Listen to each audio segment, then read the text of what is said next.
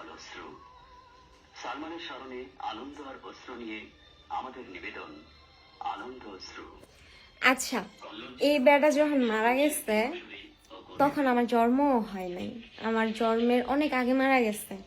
তা আমি আমার জন্ম হওয়ার পরের থেকে এর প্রত্যেকটা ছবি আমাদের ঘরে দেখা হয়, কারণ এ হচ্ছে আমার আব্বুর সবচেয়ে পছন্দের একটা নায়ক ছিলেন, যা আমারও এখন খুবই পছন্দের একজন নায়ক।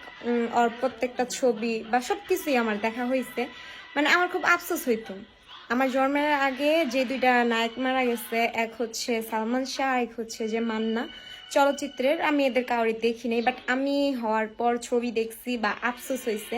বাট আজকে বা এই দিনে আমার থেকে খুশি কেউ না, কারণ আমি জন্ম হওয়ার পর থেকে শুনছি যে তার ওয়াইফ তার বন্ধুরা মিলা তাকে হত্যা করছে, বাট এটার সুস্থ কোনো বিচার হয় নাই।